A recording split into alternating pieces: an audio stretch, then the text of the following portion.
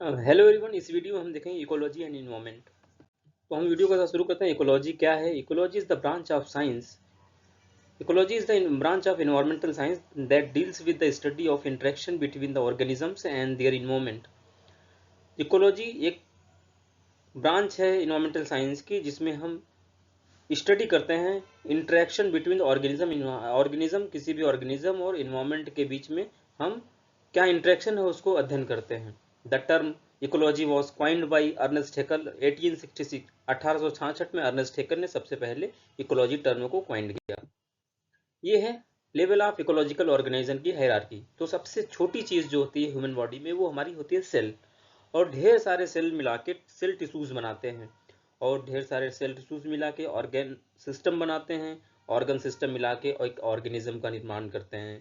और ये ऑर्गेनिज्म जो होता है उसकी ढेर सारे हो जाते हैं, उसकी पॉपुलेशन हो जाती है। कई ऑर्गेनिज्म मिलके एक पॉपुलेशन बनाते हैं, और पॉपुलेशन अलग अलग डिफरेंट पॉपुलेशन को हम कम्युनिटी कहते हैं। अलग अलग पॉपुलेशन अगर एक ही इकोसिस्टम में रहे वो कम्युनिटी होती है, और कई कम्युनिटी मिला के इकोसिस्टम बनता है, और कई इकोसिस्टम मिला के लैंडस्केप बनता है, लैंडस्केप मिला के फिर बायोम बनता है। और सारा जहाँ पे बायोम है हमारा, जहाँ पे लिविंग ऑर्गेनिज्म है इंटरेक्शन कर रहे हैं एक दूसरे से, वो हमारा इकोस्फीयर कहलाता है। तो ये हायरार्की है, इसको सीक्वेंस याद कर लीजिए, कौन बड़ा है कौन छोटा है, ये भी एग्जाम में पूछा जाता है। इसका राइट सीक्वेंस क्या है? इकोसिस्टम की डिफिनेशन क्या है? An ecosystem is a functional unit of nature where the living organism interact with each other and their physical environment. Ecosystem क्या है? जहाँ पे एक फंक्शनल यूनिट है नेचर की, जहाँ पे हर एक ऑर्गेनिज्म आपस में इंटरेक्ट करते हैं, एक दूसरे से इन्वायरमेंट से इंटरेक्ट करते हैं, ये हमारा इकोसिस्टम होता है। इकोसिस्टम के दो कंपोनेंट होते हैं, एक बायोटिक होता है, एक एबायोटिक कंपोनेंट होता है। बायोटिक कंपोनेंट में प्रोड्यूसर आते हैं जो कि हमें भोजन बना के देते हैं, जैसे सनलाइट के प्रेजेंट में वो फोटोसिंथेसिस करके खाना बनाते हैं, और फिर उनको जो खाता है वो कंज्यूमर होता है। डिकम्पोजर जो मरे हुए ऑर्गेनिज्म को खाता है। तीन तरीके के बायोटिक कंपोनेंट होते हैं मेजरली, ये बहुत डिटेल में पढ़ेंगे किसी दूसरे लेक्चर में। और एबायोटिक कंपोनेंट जैसे लाइट हो गया, टेम्परेचर हो गया, सॉइल हो गया, वाटर हो गया, ये एबायोटिक कंपोनेंट का एग्जांपल है जिसमें जान नहीं होती है, हम सीधे कह सकते हैं। Energy flow in ecosystem. Energy flow ecosystem में कैसे होता है? इकोसिस्टम में ट्रॉफिक लेवल होता है। जैसे मान लीजिए एक छोटा ट्रॉफिक लेवल है, जैसे मान लीजिए ग्रीन प्लांट हो गए। ग्रीन प्लांट को खाता है कौन? खाएगा उसको खरगोश खाएगा, ग्रास हॉपर खाएगा, टिड्डा खाएगा। तो ऐसे फिर उसके बाद उसको क्या कौन खाएगा? टिड्डे को वो घास को खरगोश भी खाएगा, तो खरगोश को कौन खाएगा? लोमड़ी खाएगी। लोमड़ी को फिर कौन खाएगा? शेर खाएगा। इस तरीके से हायरार्की बनी होती है। वो एक ट्रॉफिक लेवल, एक ऑर्गेनिज्म को दूसरा खाएगा, एक ट्रॉफिक लेवल, फिर दूसरा ट्रॉफिक लेवल, तीसरा ट्रॉफिक लेवल, चौथा, पांचवा। मेजर 5 से 6 मैक्सिमम ट्रॉफिक लेवल होते हैं। इसी में एनर्जी फ्लो होता है। लेकिन एनर्जी फ्लो इसीलिए बोलते हैं यूनि डायरेक्शनल होता है। Solar energy is the primary source. Solar energy जो है हमारे एनर्जी का प्राइमरी सोर्स है, वहीं से स्टार्ट होती है एनर्जी, फिर वो ट्रांसफर होती है trophic level to trophic level. लेकिन जब एक एनर्जी से दूसरे एनर्जी एक ट्रॉफिक लेवल से दूसरे ट्रॉफिक लेवल में एनर्जी ट्रांसफर होती है, तो 90% एनर्जी लॉस होती है। ये हमें बताया था लिंडमैन ने 1942 में। उन्होंने बोला था कि 10% एनर्जी इज ट्रांसफर। 10% लॉ भी बोलते हैं लिंडमैन लॉ को। फूड चैन और फूड वेब। फूड चैन क्या होता है कि जो सीक्वेंस से चलती है, जैसे मान लीजिए कि हमको ग्रीन प्लांट्स को ग्रास होपर खाएगा, ग्रास होपर को मेढक खाएगा, मेढक को सांप खाएगा, सांप को चील खाएगी, ये सीक्वेंस चलता है। लेकिन ग्रास होपर्स को डायरेक्ट अगर आदमी खा सॉरी अगर ग्रीन प्लांट को डायरेक्ट आदमी खा ले या कोई डायरेक्ट खा ले, कहीं कोई सीक्वेंस ना हो, डायरेक्ट कोई खा ले, तो वहाँ पे फूड चैन होता है। ओ सॉरी, वहाँ पे फूड वेब होता है। तो फूड चैन फूड वेब है। फूड चैन क्या है? ग्रेजिंग फूड चैन होता है, एक डिट्राइटस फूड चैन होता है। ग्राइजिंग चैन में ये स्टार्ट होता है ग्रीन प्लांट से, डिट्राइटस फूड स्टार्ट होता है डिकम्पोजर से। जो मरे हुए प्लांट होते हैं वहाँ पे माइक्रो ऑर्गेनिज्म होते हैं जो डिकम्पोज करके फिर से अपना फूड चैन बनाते हैं, वो डिट्राइटस फूड चैन होता है। इसको वाई से फूड चैन बोलते हैं। फूड वेब क्या होता है? Interconnected food chain providing ecosystem stability. Interconnected होता है, ये कहीं से कोई भी किसी को खा सकता है जहाँ पर जिसको रिक्वायरमेंट होती है। ये बहुत इंपॉर्टेंट है। ये मैक्सिमम एग्जिस्टेंस फूड वेब का है, फूड चैन का तो कम है, क्योंकि जिनको जहाँ पे ज़रूरत लगती है जो खाने की वो खा लेता है। यहाँ पे कोई सीक्वेंस काम नहीं करता है। Ecological pyramid. तीन तरीके के पिरामिड होते हैं: pyramid of number, pyramid of biomass, pyramid of energy. और जो pyramid of energy he is always upright. जैसे पिरामिड ऑफ नंबर है, ये अपराइट भी होता है, इन्वर्टेड भी होता है। अपराइट जैसे ग्रास लैंड का हो गया, अपराइट होता है,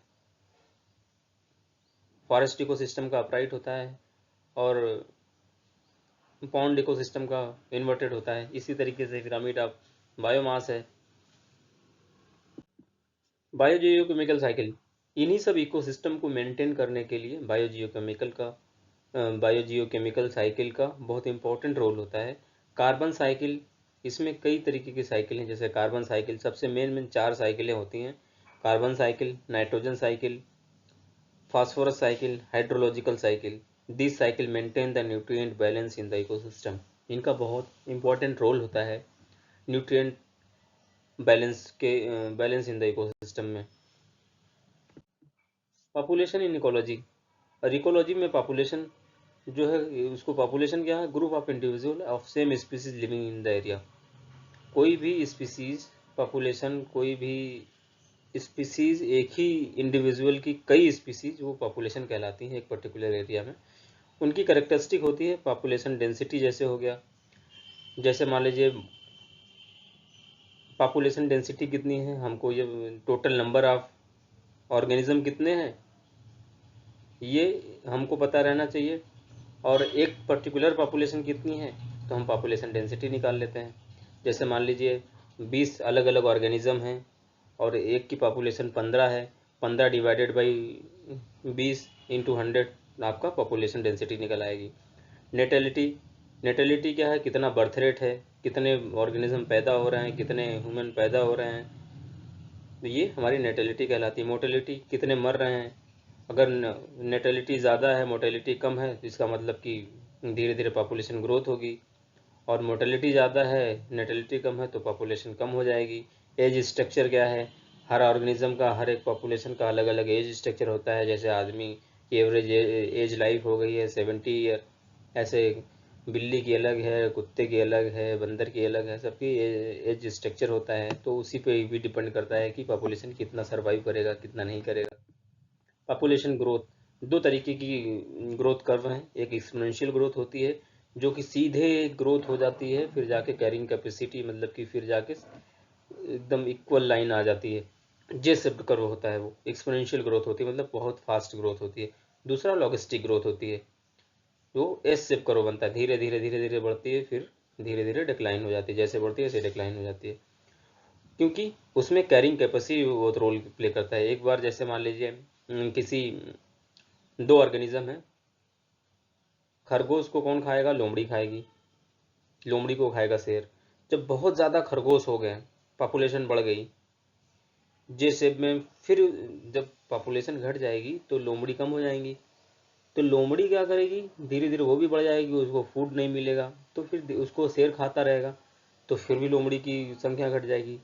तो ये जे शेप कर होता है, इसमें कैरिंग कैपेसिटी होती है। जब एक दूसरे से ये उतार चढ़ाव होता है, वहाँ पे कैरिंग कैपेसिटी काम करती है, सबकी एक कैरिंग कैपेसिटी होती है।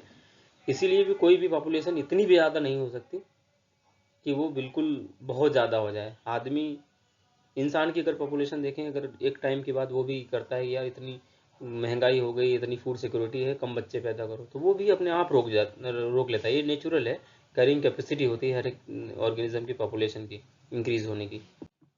Community ecology, community refers to the population of the different species living to the, अलग अलग स्पीसीज जो एक ही कम्युनिटी में रहते हैं वो हमारी कम्युनिटी होती है। एट्रीब्यूट्स इसके क्या है? स्पीसीज डाइवर्सिटी, कितनी स्पीसीज डाइवर्सिटी है, कितनी डोमिनेंस है, स्ट्रेटिफिकेशन कितने हैं। स्पीसीज डाइवर्सिटी मतलब कि कोई भी डाइवर्सिटी कितनी है। जैसे मान लीजिए कुत्ता है, भालू है, बिल्ली है, बंदर है, भालू, कितनी कितनी स्पीसीज हैं, इनकी डाइवर्सिटी कितनी, नंबर ऑफ स्पीसीज कितनी, प्लांट स्पीसीज कितने हैं। एक ही कोऑर्डिनेट होता है कि एक मीटर का लंबा चौड़ा, एक स्क्वायर, एक किलोमीटर का स्क्वायर अगर हम फेंक देते हैं कहीं पे, कितने नंबर ऑफ स्पीसीज प्लांट की मिल जाती है, वो वहाँ की डाइवर्सिटी है। जो स्पीसीज बहुत ज़्यादा है, सबसे ज़्यादा, वो डोमिनेंस हो जाती है। स्ट्रेटिफिकेशन होता है कि हाँ, तो सबसे पहले ये है, फिर ये है, स्टेटा बन जाता है कि हाँ ये इस पे डिपेंड है, इस वजह से ये है, तो स्ट्रेटिफिकेशन होता है। Ecological succession, ecological succession gradual and the predictable change in the species composition over time. Succession कैसे होता है कि जब मान लीजिए कि कोई भी स्पीसीज कहीं पे पहली बार आई और वो धीरे धीरे ग्रो करके अपनी एक इस्टेब्लिश कर गई और धीरे धीरे अपनी पॉपुलेशन बढ़ाई, डाइवर्सिटी करी, वो ग्रेजुअल चेंज होता है स्पीसीज के अंदर या किसी पर्टिकुलर स्थान के अंदर, वो सक्सेशन होता है, डे बाई डे वो इम्प्रूवमेंट करता जाता है। और दो तरीके का सक्सेशन होता है, प्राइमरी सक्सेशन होता है। प्राइमरी सक्सेशन ऐसा सक्सेशन बोलते हैं जहाँ पे पहले से कुछ भी ना रहा हो, वहाँ पे सॉइल का डेवलपमेंट होता है, फिर धीरे धीरे कोई नई स्पीसीज आती है, वहाँ पे इस्टेब्लिश करती है, फिर वो ग्रो करती है, अपनी पॉपुलेशन बढ़ाती है, फिर वहाँ पे और जो भी दूसरी भी स्पीसीज आती हैं वहाँ पे रिएक्ट करती हैं, जो डोमिनेंट होती है वो इस्टेब्लिश कर जाती है। लेकिन सेकेंडरी पॉपुलेशन, जैसे मान लीजिए सेकेंडरी सक्सेशन क्या होता है, सेकेंडरी सक्सेशन में जब कोई पहले से इकोसिस्टम बना हुआ है, पहले से ग्रोथ हो चुकी है, जैसे मान लीजिए फॉरेस्ट ऑलरेडी एग्जिस्ट कर रहा है, फिर वहाँ पे आग लग गई, वहाँ पे आग लगने के बाद फिर से वो रीजनरेट कर रहा है, रिजिलेंस कर रहा है, तो वो हमारा सेकेंडरी सक्सेशन कहलाता है।